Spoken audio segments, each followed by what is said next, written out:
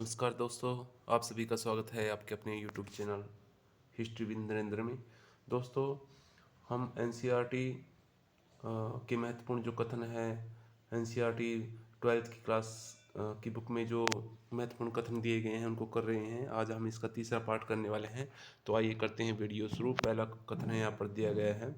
किस governor general ने Calcutta minutes 1803 में लिखा था कि यह सरकार की बुनियादी जिम्मेदारी है कि वह इस विशाल शहर कलकत्ता में सड़कों, नालियों, जलमार्गों में सुधार की एक समग्र व्यवस्था बनाकर तथा मकानों व सार्वजनिक भवनों के निर्माण व प्रसार के बारे में स्थायी नियम बनाकर और हर तरह की गड़बड़ियों को नियंत्रित करने के स्थायी नियम बनाकर यहाँ के निवासियों को स्वास्थ्य, सुरक्षा और सुविधा उपलब्ध कराई।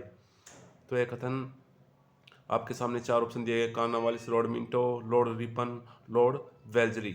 तो राइट आंसर है ऑप्शन डी यहाँ पर लॉर्ड वेल्जली। लॉर्ड वेल्जली ने ऐसा कहा था। नेक्स्ट है, किस गवर्नर जनरल ने ऐलान किया था कि नरमी और दया भाव से सिपाहियों की वफादारी हासिल करने में मदद मिलेगी? चार ऑप्शन आपके सामने है: हॉर्डिंग, कैनिंग, डलहौजी, बेंटिंग। तो ऐसा 1857 की क्रांति के संबंध में लॉर्ड कैनिंग ने कहा था। नेक्स्ट क्वेश्चन है, 1857 के विद्रोह में किसके नाम से जारी की गई घोषणाओं में मोहम्मद और महावीर दोनों की दुहाई देते हुए जनता से इस लड़ाई में शामिल होने का आह्वान किया गया था? चार ऑप्शन आपके सामने हैं: नाना साहब, बहादुर शाह द्वितीय, वाजिद अली शाह या तांत्या टोपे। तो इसका राइट आंसर है ऑप्शन बी, बहादुर शाह जफर।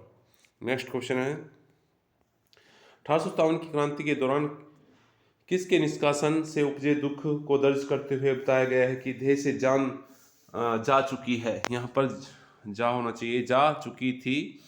शहर की काय बेजान थी, कोई सड़क, कोई बाजार और घर ऐसा नहीं था जहाँ से जाने अलम के बिछड़ने पर विलाप का शोर न गूंज रहा हो।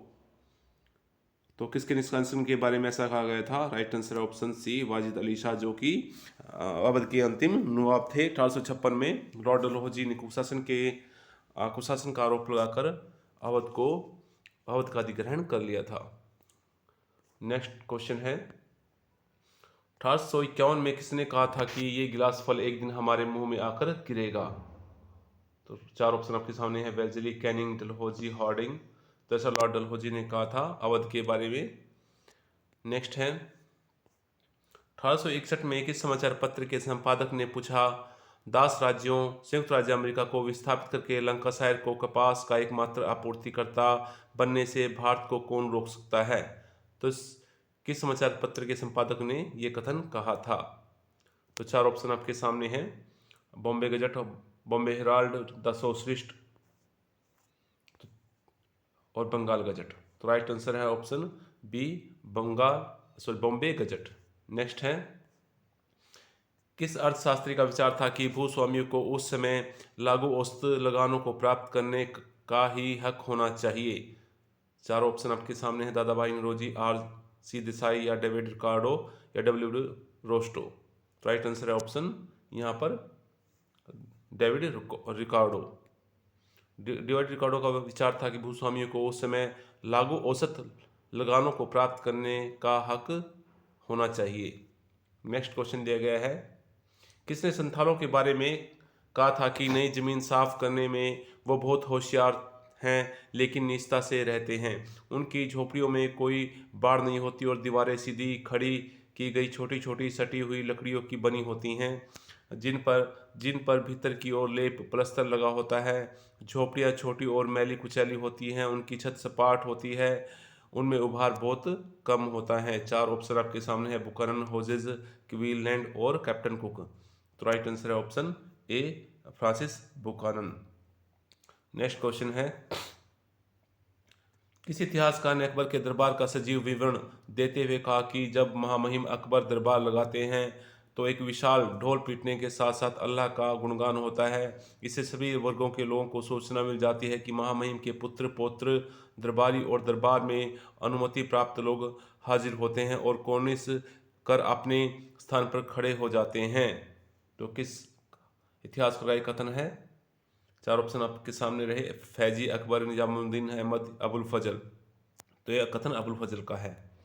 नेक्स्ट है, किस मुगल बादशाह ने अपने संस्मरणों में न्याय की जंजीर को वर्णित करते हुए कहा कि राज्यारोहण के बाद मेरा पहला आदेश न्याय की जंजीर को लगवाने का था, ताकि न्याय के प्रशासन में संलग्न लोगों से देरी होने अथवा न्याय चाहने वाले लोगों के विषय में मिथ्याचार का व्यवहार करने पर उत्पीड़ित व्यक्ति इस जंजीर के पास आकर इसे हिला सके और ध्यान उसकी ओर आकृष्ट आकृष्ट हो सके। तो एक कथन है बादशाह जहांगीर का।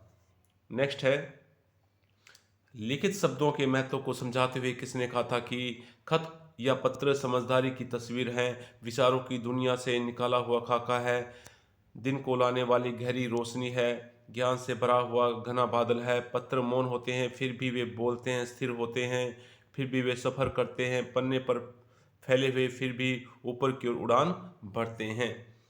तो यह कथन किसका है? चार ऑप्शन आपके सामने रहे, Akbar, Faizi, Abul Fazal, Nizamuddin Ahmad. Right answer option C, Abul Fazal. Next है, निम्नलिखित में से किसने लिखित शब्दों के महत्व पर प्रकाश डालते हुए कहा कि सामान्य समझ के लोग तो अक्षरों को एक गहरी आकृति बनाते हैं, पर गहराई से देखने वाले लोगों को इनमें एक प्रज्ञा द्वीप चिरागे शिनासाई नजर आता है। अपने में हजारों किरणों को लिए होने के बावजूद लिखित शब्द काला दिखता है, अर्थात यह एक ऐसा प्रकाश है जिस पर एक तिल है जो बुरी नज़र से बचाता है। तो यह कथन किसने दिया? Abul Fazal, Badayun, Nizamuddin Ahmad, Mohammad Hashim. Right answer option A, Abul Fazal ने कथन दिया है। नेक्स्ट है, अबुल फजल ने किस समकालीन चित्रकार के बारे में कहा कि उसकी अत्युत्तम कलाकृतियों को तो उन यूरोपीय चित्रकारों के उत्कृष्ट कार्यों के समक्ष ही रखा जा सकता है जिन्होंने विश्व में व्यापक ख्याति अर्जित कर ली है। तो अबुल फजल ने ये किस कलाकार के बारे में कहा? बिजह बहजाद, दसवंत मसूर या फिर मीर सैयद अली। तो राइट आंसर है ऑप्शन ए, बहजाद के बारे में अबुल फजल ने कहा था। नेक्स्ट है, किसने लिखित शब्दों के महत्व को रेखांकित करते हुए कहा कि अगर लिखित शब्द न हो तो उच्चारित शब्द तो बहुत जल्दी ही मर जाएंगे, हमारे पास उन लोगों की कोई निशानी नहीं रह जाएगी जो दिवंगत हो चुके हैं। चार ऑप्शन आपके सामने, मोहम्मद वारिस, मोहम्मद काजिम, अबुल फजल, बदायूं। तो राइट आंसर है ऑप्शन सी, अबुल फजल ने ऐसा कहा था। नेक्स्ट है, किस विद्वान ने टिप्पणी की कि राजा अकबर ने इस बात की बहुत कम परवाह की कि सभी को उसके धर्म के अनुपालन की अनुमति देकर उसने वास्तव में सबका तिरस्कार किया है? एक्वा, मानसरेट, बिरबल या फिर बदायूं। तो ये कथन मानसरेट का है। नेक्स्ट है, एंटोनियो मानसरेट किस मुगल बादशाह के बारे में उल्लेख करते हुए कहता है कि सत्ता के बेधड़क उपयोग से उच्च अभिजातों को रोकने के लिए राजा उन्हें दरबार में बुलाता है और निरंकुश आदेश देता है, जैसे वे उनके दास हों। इन आदेशों का पालन उन अभिजातों के उच्च ओहदे और हैसियत से मेल नहीं खाता था। तो 21 मुगल बादशाह के बारे में कहा गया है। चार ऑप्शन आपके सामने, जहांगीर, शाहजहां, अकबर, औरंगजेब। राइट आंसर है ऑप्शन सी, अकबर। नेक्स्ट है, किस मुगलकालीन इतिहासकार ने सुलह कुल के आदर्श को प्रबुद्ध शासन की आधारशिला कहा? राइट आंसर है ऑप्शन सी, अबुल फजल ने। नेक्स्ट है, किस बादशाह ने चित्रकला के बारे में कहा था कि कई लोग ऐसे हैं जो चित्रकला से घृणा करते हैं, पर मैं ऐसे व्यक्तियों को नापसंद करता हूँ। मुझे ऐसा लगता है कि कलाकारों के पास खुदा को पहचानने का बेजोड़ तरीका है, क्योंकि कहीं ना कहीं उसे ये महसूस होता है कि खुदा की रचना को वह जीवन नहीं दे सकता। तो यह कथन किसका है? हुमायूं, जहांगीर, बाबर, अकबर। तो यह है कथन अकबर का है। इस कथन को अबुल फजल ने अपनी पुस्तक अकबरनामा में लिखा है। नेक्स्ट है, चित्रकला या चित्रकारी के संबंध में किसने कहा कि ये कला किसी निर्जीव वस्तु को भी इस रूप में प्रस्तुत कर सकती है कि जैसे उसमें जीवन हो? चार ऑप्शन आपके सामने, अबुल फजल, मीर सैयद अली, मोहम्मद हुसैन या फैजी। तो राइट आंसर है option A, Abul Fazal. Next है, किस मुगल बादशाह ने मंगोलों का उपहास करते हुए उन्हें बर्बर गिरोह के रूप में उल्लेखित किया? राइट आंसर है ऑप्शन सी, बाबर। नेक्स्ट है, अकबरनामा को खुशकिस्मती का गुलाब बाग किसने कहा था? राइट आंसर है ऑप्शन डी, अबुल फजल ने। नेक्स्ट है, 1665 में किस मुगल बादशाह ने अपने राजस्व अधिकारियों को हुक्म दिया कि वह प्रगनाओं के अमीनों को निर्देश दे कि वे हर गांव हर किसान के बाबत खेती के मौजूदा हालात पता करें और बारीकी से उनकी जांच करने के बाद सरकार के वित्तीय हितों व किसानों के कल्याण को ध्यान में रखते हुए जमा निर्धारित करें? चार ऑप्शन आपके सामने रहे, औरंगजेब, शाहजहां, दारा शिकोह, बहादुर शाह प्रथम। तो राइट आंसर है ऑप्शन ए, औरंगजेब। नेक्स्ट है, कौन सा विदेशी यात्री यह उल्लेखित करता है कि मुगल साम्राज्य की धन संपदा का अनुमान लगाने के लिए पाठक इस बात पर गौर करे कि दुनिया में विचरने वाला सारा सोना चांदी आखिरकार यहीं भारत पहुंचता है? तो ये कथन किसका है? पीटर मुंडी, जोवानी करेरी, अब्दुल रज्जाक, टवेनियर। तो ये कथन दिया गया है जोवानी करेरी के द्वारा। ऐसे ही कथन प्लिनी ने भी दिया था प्राचीन काल में।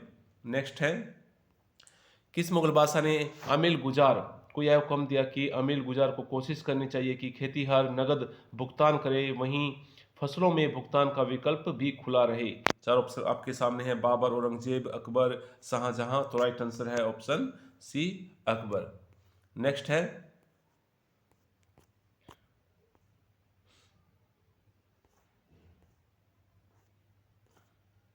सॉरी दोस्तों,